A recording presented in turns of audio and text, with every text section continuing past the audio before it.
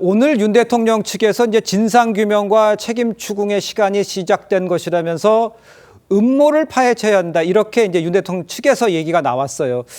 이거는 어떤 주장을 하는 것이고 이 배경은 어디 있다고 봐야 될까요, 변호사님? 이번에 그 탄핵 심판 과정에 있어서 대통령께서 하신 이야기가 있죠. 네. 본인이 여기에 직접 와서 사람들이 이야기하는 것을 보니까 결과적으로 곽종근 특전사령관과 홍장원 차장의 메모 이 두 가지가 굉장히 키포인트 아니었습니까? 예. 12월 6일 정도를 기점으로 해서 이 두 인물이 민주당 쪽과 접촉을 한 부분들이 있고 그때부터 내란 프레임이 생긴 것으로 보인다라는 이야기를 직접 한 부분들이 있습니다. 예. 그리고 그 이후에 실제로 홍장원 차장의 메모에 대해서는 굉장히 그 신빙성에 의문이 가는 부분들이 있었죠. 그래서 증인으로서 2번 출석을 하기도 했었고 뭐 내용은 이제 국민들께서 다 아시니까요. 네. 그 결심을 하고 이제 탄핵 심판 선고만 남겨놓은 상황에서 한 언론사에서 곽종근 사령관이 이제 지인과 통화를 했었던 부분들. 근데 그 내용이 그동안에 알려졌었던 민주당 의원들로부터 회유를 당했던 것이 아니냐. 공익 제보자 뭐 해주겠다, 변호사 붙여주겠다 이런 것들을 넘어서서 예. 양심 선언이라는 이름하에 어떤 협박을 당한 것처럼 이야기가 된 부분들이 있는 것이죠. 근데 그 내용이 지금 곽종근 사령관 측에서는 뭐 고등학교 동창과 이야기한 부분이다라고 이야기하고 있습니다만 예. 오히려 그게 더 의아한 거예요. 본인이 고등학교 동창이나 이렇게 지인들에게 양심 선언 이야기를 들었다면 왜 그 정도로 압박을 느끼면서 떨리는 목소리로 녹음이 되었는지 굉장히 의문이 있는 것이죠. 예. 지금 그 부분에 있어서 실제적으로 국민의힘에서 이미 고발 조치가 들어간 부분이 있습니다. 민주당 의원들에 대해서 그리고 곽종근 사령관과의 그 성명불상 인물에 대해서 이 협박 부분에 대한 고발이 들어간 것이 있고요. 그리고 공수처에 대해서도 그동안에 뭐 영장 청구를 중앙지법에 한 적이 없다. 대통령에 대해서 그랬는데 그게 사실이 아니었던 것으로 드러나지 않았습니까? 체포영장은 아니었지만 통신영장, 압수수색영장 이런 것들이 이미 다 들어가 있었던 것이죠. 예. 이것도 역시 허위공문서 작성 이런 것들로 고발이 되어 있고 검찰에서 심지어 법원이 발부한 영장에 따라서 그 공수처를 압수수색하기도 했거든요. 이번에 대통령이 석방이 되는 것을 기화로 해서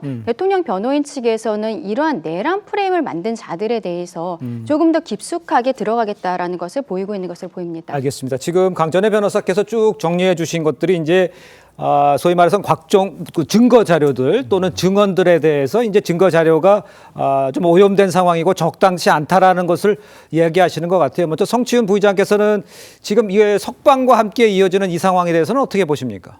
글쎄요, 저희는 이 석방을 한 그 부분에 대해서는 이 구속 기소한 그 절차적 문제에 대해서 지적을 한 것이지 뭔가 내용에 대해서 지적을 한 부분은 전혀 없거든요. 그렇기 네. 때문에 윤석열 대통령이 마치 뭔가 이 혐의에 대해서 면죄부를 받은 것처럼 예. 이렇게 얘기하는 건 좀 부적절하다는 말씀을 드리고 싶고 그리고 지금 다양한 이야기를 해주셨습니다. 근데 저는 그 지금 강전혜 변호사님께서 말씀해주신 부분이 아마 절차적 부분에 많은 뭐 오점이나 좀 비판받을 부분 분명히 있었다고 생각합니다. 네네. 근데 그런 것들을 넘어서는 실질적 증언들이 많이 나왔고 이미 12월 3일 비상계엄과 관련돼서 뭐 곽종근 전 사령관의 뭐 발언이 뭐 회유가 있었다 뭐 이런 논란이 있었지만 결국 곽종근 전 사령관의 발언은 피와 부하들이 다 들었고 똑같은 이야기를 들은 부하들이 똑같이 증언을 했고 그렇기 때문에 저는 오염이나 탄핵될 가능성은 거의 없다고 봅니다. 곽종근 전 사령관의 발언에 대해서는. 네네. 홍장원 처장도 마찬가지입니다. 그렇기 때문에 이런 것들이 뭔가 윤석열 대통령이 석방되었다고 해서 이것을 뭔가 좀 분위기가 바뀌었다, 뭔가 절차적 문제가 지적됐다라고 하는 것은 좀 매우 부적절하다고 생각을 하고요. 한 가지 딱 지적하고 싶은 것은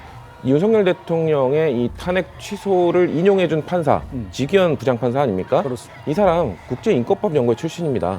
지금까지 국민의힘과 윤석열 대통령 측에서 인권법 연구회 출신들을 거의 뭐 좌파 카르텔, 판사들끼리 모여서 뭔가 좌파 성향으로 지금 오염시키고 있다 이렇게 몰아가지 않았습니까? 네. 이번 이 지기현 판사의 판결에 대해서는 어떻게 이야기할 겁니까?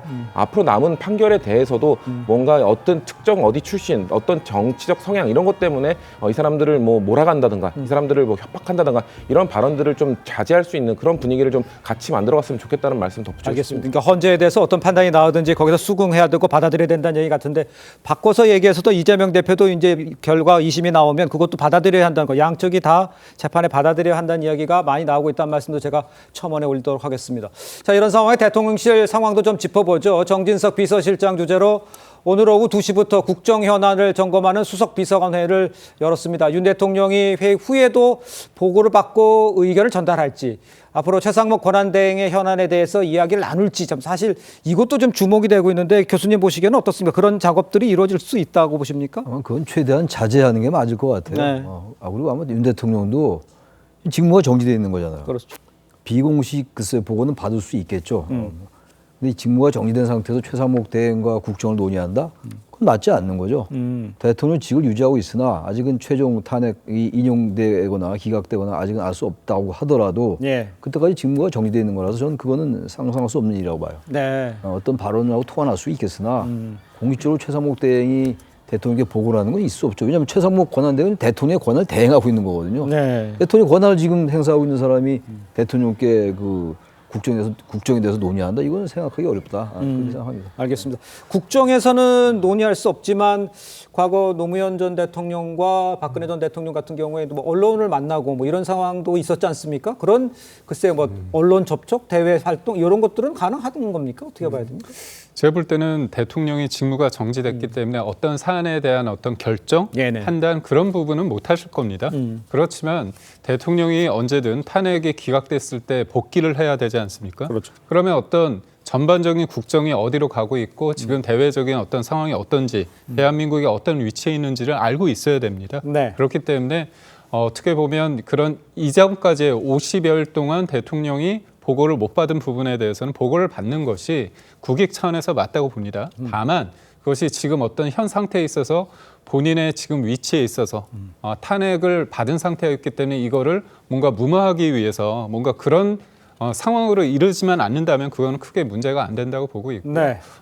대통령이 어떤 행동을 하든 어떤 말씀을 하든 간에 그게 일종의 메시지가 될 것 같습니다. 그렇지만 국민들에게 봤을 때 탄핵 심판에 영향을 주는 어떤 메시지라고 한다면 중도에 어떤 있는 분들 입장에서는 그게 적절하지 않을 거다 그렇게 생각이 된 만큼 저는 어제 대통령이 석방이 되면서 예. 한 100여 미터 걸으면서 국민들에게 감사함을 전하지 않았습니까? 그렇죠. 그 어떤 그 행동으로 충분히 대통령이 이번 사건에 대해서 내가 어떤 무도한 상황에 대해서 구금되고 체포되고 구속됐지만 예. 법이 제대로 섬으로 인해서 내가 다시 석방이 됐다. 이런 일련의 상황들을 국민들이 충분히 인지를 했다. 예. 그렇다면 더 이상의 어떤 말을 통한 메시지보다는 몸으로서 그런 메시지가 충분히 전달이 됐다. 그렇게 생각합니다. 알겠습니다.